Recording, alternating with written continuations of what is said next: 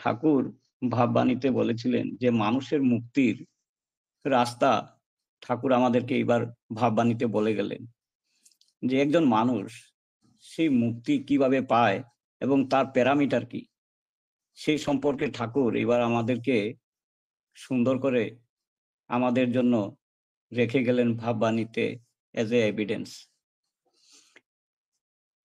সেই প্যারামিটারগুলির মধ্যে ১ নম্বর প্যারামিটার হলো যে মুক্তি যদি পেতে চাই আমি তাহলে মন সরল হতে হবে।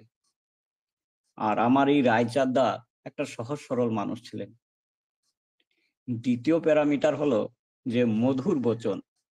সত্যি উনি যখন আলোচনাতে আসে, ইষ্ট আলোচনা বা যাই উনি অনলাইনে প্রেজেন্টেশন করেন, দেখা যায় খুব সুদিং, এত সুমিষ্ট যে ভাবা যায় না। তৃতীয় প্যারামিটার হলো বুক ভরা প্রেম। এই রায়চাঁদদা আমার মনে হয় না কাউকে কখনো রাগ করে কোনো কথা বলেছেন। ভালোবাসার সুরে প্রেম দিয়ে বুক ভরা ভালোবাসা নিয়ে উনি সবাকে কথা বলতেন, ইষ্ট আলোচনা করতেন। যেহেতু এই ৩টি গুণ সম্পন্ন রায়চাঁদদা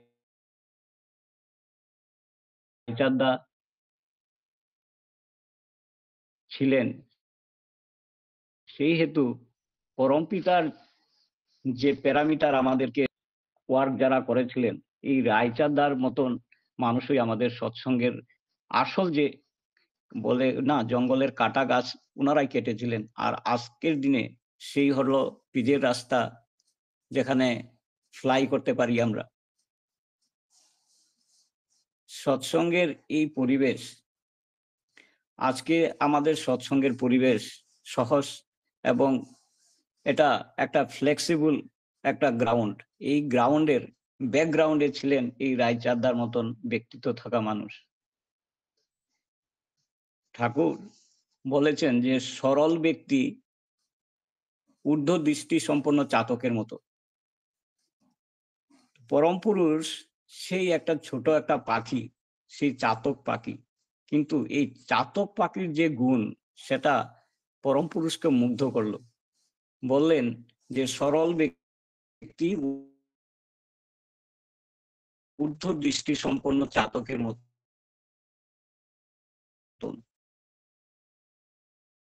সেই চাতক পাখি দেখা যায় যে এক বুন জলের জন্য এক ফোঁটা জলের জন্য সেই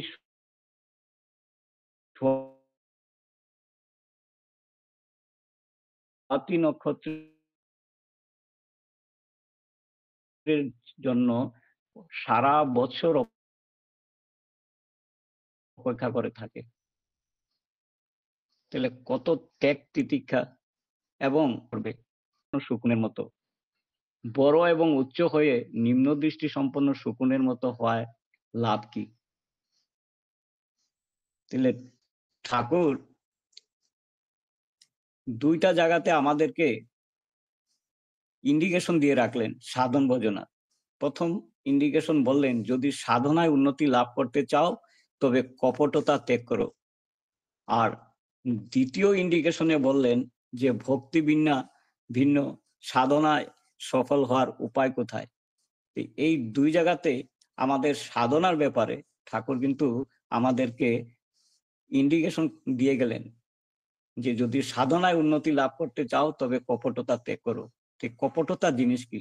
যদি আমি সাধন ভোজন করতে আসি এই অনলাইনে বা অফলাইনে বা সৎসঙ্গে, মুখ্য জিনিস যদি আমার সাধন ভোজন করতে হয় তাহলে মেইন যে প্রাইম জিনিসটা, এই জিনিসটাকে যদি না ধরে উপর গান বাজনা করলাম, সব করলাম, গান বাজনা শেষ হলো, ঘরে চলে গেলাম, তাহলে আমার সাধনা ভোজনটা হলো কোথায়? তাহলে সাধন ভোজনার যে প্রথম যে ফ্যাক্টরটা এক প্রমিনেন্ট এবং ডমিনেন্ট জিনিস, সেটা হলো কপটতা ত্যাগ করতে হবে। তাহলে কপটতা ত্যাগ যদি আমি করি, কপটতার জিনিসটা কি? রামকৃষ্ণ পরমহংসদেব এক সুন্দর একটা দৃষ্টান্ত দিয়ে গেলেন কপটতার। কি সেই দৃষ্টান্ত? একবার ঠাকুর শিষ্য বাড়িতে গেলেন। শিষ্য বাড়িতে যখন গেলেন, উনাকে ভোগ নিবেদন করলেন মাছ ভাত দিয়ে। ঠাকুর বসলেন খেতে। বললেন যে, এই যে মাছটা আমাকে দিয়েছিস কিভাবে ধরলে? বলল, ঠাকুর আমি বড়শিতে আধার দিয়ে জলে ফেললাম, ছিপ দিয়ে উঠিয়ে নিলাম। বলে, ধুর শালা, খাবোই না। তাহলে দেখা যায় যে জাল দিয়ে মাছ ধরা আর বড়শি দিয়ে মাছ ধরার মধ্যে ডিফারেন্স কি? মাছ তো দুই ভাবেই ধরলেই হয়। কিন্তু এই যে বড়শির যে কাঁটা, এটা হলো অরিজিনাল কপট, কিন্তু তার উপরে যে লেয়ার, যেটা আধার দেওয়া হয় মাছকে বুর্বক বানানোর জন্য, সেই আধারটাই হলো কপটতা। এত সহজ সরল দৃষ্টান্ত আর পাওয়া যায় না। ঠাকুর যেমন বলছিলেন যে মুক্তির সেকেন্ড প্যারামিটার মধুর বচন। তো মধুর বচন কখন আসবে? যখন মানুষটা সহজ সরল হবে। যখন আমি সহজ সরল হব, তখন আমার সেই অন্তর নিগ্রাণু যে আমার কমিউনিকেশন, সেটা সুদিন হবে, সেটাই মধুর বচন। ঠাকুর বলেছেন যে সতের সংলগ্ন থাকাকেই ভক্তি বলে। তাহলে ভক্তিটা কি? যে সৎ। তা আমরা এখানে সৎ সঙ্গে বলছি, সৎ। যার সৎ মানে যার অস্তিত্ব আছে, যার বিনাশ নেই, সেই সৎ। সেই সৎ বলতে দাদা একটু আগে বলেছেন যে সৎ বলতে উনি বোঝায়। উনি হলো পরম পুরুষ। ঠিক সেই পরম পুরুষকে, যিনি আমার গুরু, তিনি পরম পুরুষ, তিনি সর্বকারণের কারণ, তিনি পুরুষোত্তম। তাহলে এই জিনিসটা, এই সিকোয়েন্সে আমি বললাম, এই সিকোয়েন্সটা বিশ্বাস করাটা সবচেয়ে বড় জিনিস। এই বিশ্বাসের উপর ঠাকুর বলছেন বিশ্বাস, নির্ভরতা এবং আত্মত্যাগ, এই তিনটাই বীরত্বের লক্ষণ। তাহলে এই বিশ্বাসটা কি? এই বিশ্বাসটার মধ্যে, বিশ্বাস যেমন কপটতার আমি একটা ছোট গল্প বললাম। আমি বিশ্বাস, এই নির্ভরতা এবং আত্মত্যাগ।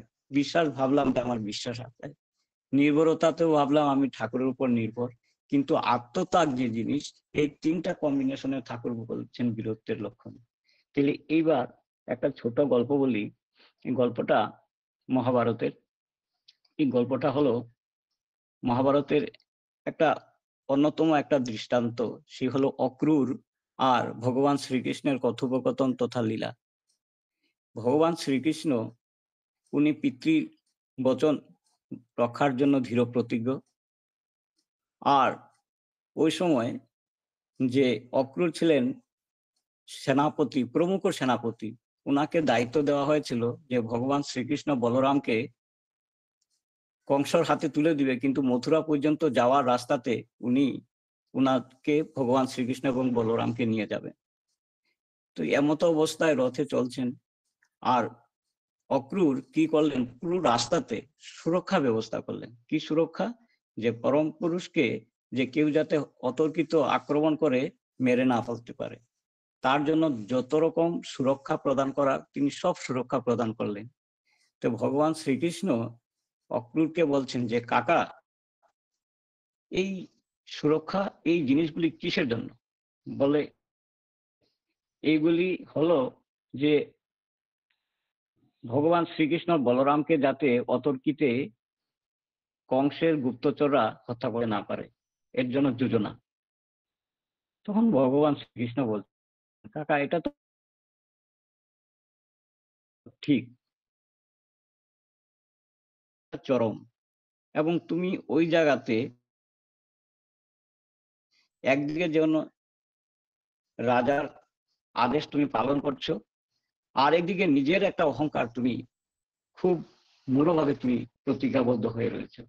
কিন্তু তোমার এই যে নিজের উপর যেটা বিশ্বাস, এই বিশ্বাসটা যদি আমার উপর করতে, হয়তো তোমার এই সুরক্ষা ব্যবস্থা করার কোনো দরকার ছিল না।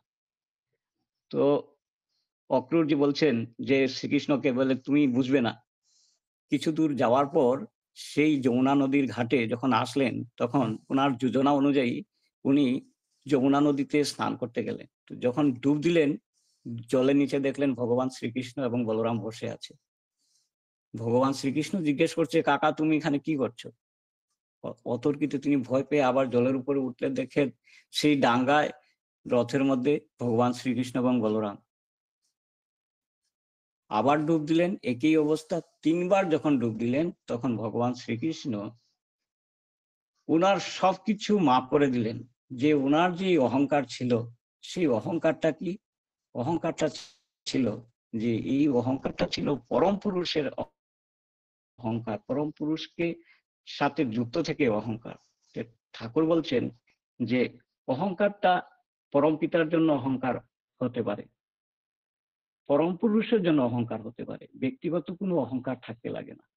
আর এই যুক্ত থাকার জিনিস, এই অক্রূর যে প্রথম থেকে শুরু করে শেষ পর্যন্ত যাতে কংসের গুপ্তচর ওনাকে হত্যা করতে না পারে, তার জন্য এই যে পরম পুরুষকে রক্ষা করার জন্য মনের মধ্যে যে দৃঢ় সংকল্প, এই যে অটুট যুক্ত থাকার একটা প্রয়াস, এইটাই পরম পুরুষের ইষ্ট স্বার্থ প্রতিষ্ঠা। এই জিনিসটাই সবচেয়ে বড় দৃষ্টান্ত। ভগবান শ্রীকৃষ্ণ তখন অক্রূরজিকে সেই দুর্লভ দর্শন দিলেন। দেখা যায় মহাভারতে, টোটাল মহাভারতে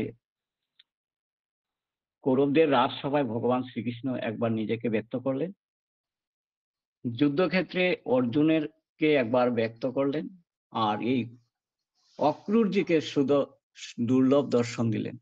বলছেন ভগবান শ্রীকৃষ্ণ যে আমার এই বিশ্বাস জিনিসটা, যুক্ত থাকার যে মাধ্যম, যে পরম পুরুষের সাথে যুক্ত থাকার যে সহজ সরলতা, এই যে সহজ সরলতার ভাব থাকে, ওনাকে ভগবান এই দুর্লভ দর্শন দেন।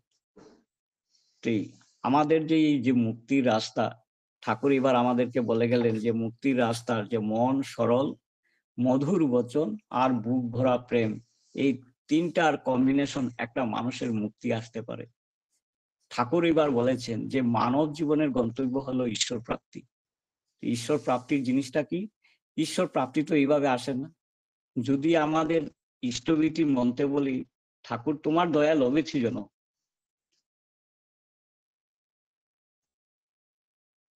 যদি জনমটা ওনার দয়ায় হয়, পরম পুরুষের দয়ায় হয়, গন্তব্য একটা জায়গা, সেই গন্তব্য বিষয়ে ঠাকুর বলছেন যে ঈশ্বর এই পরম পুরুষের প্রাপ্তির গন্তব্য, এই গন্তব্যটা মানুষের জীবনের সবচেয়ে বড় জিনিস। আর এই গন্তব্য যেতে গেলে যে জিনিসগুলি আমাদের করণীয়, সেই করণীয় জিনিসগুলি ঠাকুর এবার আমাকে বলে গেলেন। সেই করণীয় জিনিসের মধ্যে পরম পুরুষের বিধান ঠাকুর এবার আমাদের প্রথম পেলাম ঠাকুরের দীক্ষা, ঠাকুরের নাম, নামের সাথে পেলাম ঠাকুরের সেই বিধান হলো যজন যাজন ইষ্টবিধি এবং স্বস্তি সদাচার। এখন পরম পুরুষকে যদি ধরতে হয়, আমার এই সাধনায় উন্নতি লাভ করতে হয়, মানব জীবনের গন্ধ যদি ঈশ্বর প্রাপ্তি হয়, তাহলে পরম পুরুষ যা বলেন তা আমি বিনা দ্বিধায়, without any objection, question, doubt আমি যদি মানি, তাহলে পরম পুরুষকে প্রাপ্তি হয় সাধনতা। অথবা সাধনার উপায়টা কি? ঠাকুর তো দু জায়গাতে বলছেন যে সাধনার উপায় কি। সাধনার উপায় একটা হলো যে কপটতা ত্যাগ করা, দ্বিতীয় উপায় হলো যে ভক্তিবিন্ন সাধনায় সফলতা হওয়ার উপায় কি? যদি প্রিপারেশন, এই প্রিপারেশন তো থাকা দরকার। আমি গান করলাম, গানের মর্মার্থ যদি আমার হৃদয়কে স্পর্শ করলো, তাহলে বোঝা গেল যে আমি ঠিক রাস্তাতেই আছি। যদি গানটা বাহ্যিক হয়, শুধু আমি পরিবেশগত কারণে 10 মিনিট আমি উপভোগ করলাম, তারপর ভুলে গেলাম, তাহলে এই গানের সার্থকতাটা কোথায়? ঠাকুর তো এবার থিওরি দিয়ে যাননি, থিওরি উইথ প্র্যাকটিক্যাল দিলেন। সত্যানুসরণে যা বলে গেছেন থিওরি উইথ প্র্যাকটিক্যাল, যে বিজ্ঞানের যদি কোনো ছাত্র থাকে, ওদের দুইটা থাকে, থিওরি বুক এন্ড প্র্যাকটিক্যাল বুক। এইবার ঠাকুর থিওরি এবং প্র্যাকটিক্যাল একটা বুকই দিলেন, আলাদা করে কিছু দেয়নি। বাণী বলা হোক আর যাই বলা হোক, এবার ঠাকুর সব থিওরি এবং প্র্যাকটিক্যাল, শুধু এটা অ্যাপ্লাইড করতে লাগে। তার জন্য ঠাকুর বলছেন এইবার সৎসঙ্গে যা দিয়ে গেলাম সব হলো অ্যাপ্লাইড সায়েন্স, করে পাও। ইংরেজ সাহেব ঠাকুরকে জিজ্ঞেস করলেন যে এই প্রার্থনা, ইষ্টবৃত্তি সবগুলি ঠাকুর বিজ্ঞানসম্মত? বলে হ্যাঁ সাহেব, সব বিজ্ঞানসম্মত। তার জন্য ধর্মটা হলো অ্যাপ্লাইড সায়েন্স। ঠাকুর এই আমি ছোট্টা এই অক্রূর আর ভগবান শ্রীকৃষ্ণের এই গল্প বলার উদ্দেশ্য হলো যে মানুষের যদি বিশ্বাস যদি গাঢ় না হয় তাহলে তার ভক্তি নির্ভরতা কিছু আসে না, সব বাহ্য। বলে ধর্ম অনুভূতির উপর, আর এই অনুভূতিটা আসে যখন অনুভূতির সাথে যুক্ত কাজকর্ম হয়। আর কর্মের মাধ্যমে অনুভূতি, কর্ম ছাড়া অনুভূতি আসে না। কর্ম ছাড়া কোথায় আসবে অনুভূতি? যদি প্র্যাকটিক্যালি আমি কোনো কিছু করলামই না, তাহলে কি আমার অনুভূতি আসবে? আসবে না। ঠাকুর এবার ভাববাণীতে বললেন যে কেবল নাম, অনবরত নাম, নামই সব করে দেয়। গুরু খুঁজতে হয় না, সদ্গুরু খুঁজতে হয় না, খুঁজতে হয় নাম। আর তার জন্য চাই বিশ্বাস। এই গভীর বিশ্বাসে ঠাকুর বলছে সব হয়। বিশ্বাসটা সবচেয়ে বড় জিনিস। ধর্ম একটা জিনিস হলো উপর থেকে ধর্ম করা, আর একটা ধর্ম হলো এটা বিষয়ের মূল কারণকে জানা। ঠাকুর বলছেন ধর্ম মানে বিষয়ের মূল কারণকে জানা। তো বিষয়টা কি এবং তার মূল কারণটাই কিভাবে জানবো? যদি আমি বিষয়টাই না জানি তাহলে মূল কারণটা কিভাবে জানবো? আর যদি মূল কারণটা না জানা যায় তাহলে ধর্মই জানা যায় না। তাহলে আমরা এখানে যা করছি তা ঠিকভাবে আমরা করছি কিনা বিগ কোয়েশ্চেন। যদি আমি জানি যে আমি ঠিক করছি, তা বিষয়ের মূল কারণ সম্বন্ধে আমার জানতে হবে। আর তার জন্য ঠাকুরের যে পরে তারপরে বিষয়ের মূল কারণের দিকে যদি আমরা বুঝি, আলোকপাত করি, তাহলে বিশ্বের মূল কারণের দিকে আমরা বুঝতে পারবো। আর যদি ঠাকুরের বলে half measured with full cure, it is not possible, যে আমি অর্ধেক মেজারমেন্ট করলাম আর আমি পুরো এটা রেজাল্ট পাবো, ইট ইজ নট পসিবল। কোন ডক্টর যদি প্রেসক্রিপশন করে বলে হাফ ট্যাবলেট আমি যদি খাই আমি পূর্ণতা আরোগ্য লাভ করবো, পসিবিলিটি না। তাহলে দেখা যায় যে যজন যাজন ইষ্টভীতি আমরা দীক্ষার পরে আমরা নিলাম, কিন্তু ঠাকুর যজন যাজন ইষ্টভীতির স্বস্তিনী সদাচার পর্যন্ত বলেছেন।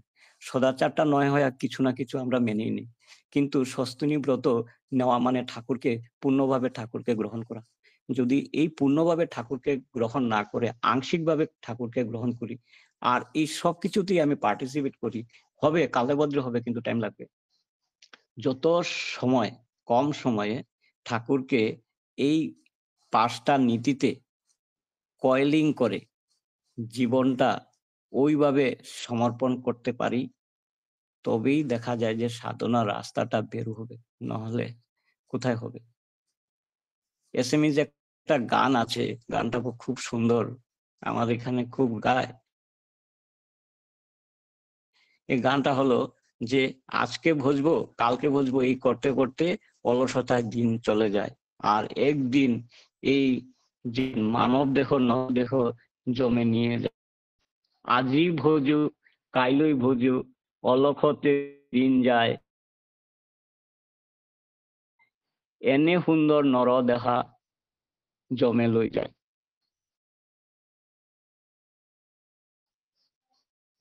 আজকে রায়চাঁদদা আমাদের মধ্যে নেই, উনি যা করার করে গেছেন, যা জীবনে উপলব্ধি করার করে গেছেন, আর সুযোগ নেই মানব দেহ নিয়ে এখানে কাজ করার, আর সুযোগ নেই। যেহেতু এই সুযোগ ঠাকুর এবার আমাকে দিলেন, ঠাকুর বলছেন নাম নাম নাম। এই যে নাম, আমাকে ডক্টর হরিমোহন দে তিনসুকিয়া মন্দিরের প্রয়াত ঋত্বিক দা, বিশাল ব্যক্তিত্ব থাকা মানুষ, ওনার পাশে আমি ছিলাম। বেলা কি বলেছো? তা আমি তো মন্ত্রটা বললাম, বলে না তুমি বলেছো যে সকলই পেয়েছি আমি। বলে হ্যাঁ বলেছি। তো তুমি কি পেয়েছো? তা আমি বলতে পারি নাই, ওই দিন বলতে পারি না, ভয়ে বলি নাই, ভুল হবে বলে। উনি দয়াবশত বললেন যে এই নামটা সকলই পেয়েছি, মানে এই নামটাই পেয়েছো, এটাই পরম প্রাপ্তি। পরম মানে তারপরে আর কোনো কিছু নেই, ফুল স্টপ। পরম প্রেমময়, তারপরে আর কিছু নেই। সেই পরম প্রাপ্তি একবার যখন হয়ে যায়, এই দুনিয়ার চাবিকাঠি তুমি পেলে। তবে একটা গল্প শোনো। এই মানব দেহ বানর রূপী যখন মানব দেহ ঠাকুরের কাছে বানর রূপী আমি মানুষ গেলাম, তখন ঠাকুর আমাকে হীরাটা দিলেন। আর আমি দেখলাম যে এই মহুয়া ফলের লগে মিলে না, ব্যানানা অ্যাপেল কিছুর সাথে মিলে না, আমি অনাদৃত ভাবে ফেলে দিলাম। আর যে জোহরি 7 রাজার ধন ভেবে কুড়িয়ে নিয়ে চলে গেল। সেই অনাদৃত ভাবে আমরা রেখে দিলাম সেই নামটা। ঠাকুর ভাববাণীতে বলছেন কেবল নাম, অনবরত নাম, নামই সব করে যে। তাহলে ভাববাণীতে যা বলছেন, যদি আমি যা communication, all are the divine communication of my love lord. সারা বই পড়লাম না, কিন্তু একটা লাইন পড়লাম এবং এই লাইনের উপর ঠাকুরের টোটাল ফিলোসফিটা আমি বিশ্বাস করলাম। আমি ভাবি যে এটাই সবচেয়ে বড় জিনিস। অনেক কিছু পরে দেখা গেল কিছুই বুঝলাম না, আর কিছু বিশ্বাস আসলো না সেই পড়ার দাদা আমার সময় হয়ে গেলে বলবেন দাদা।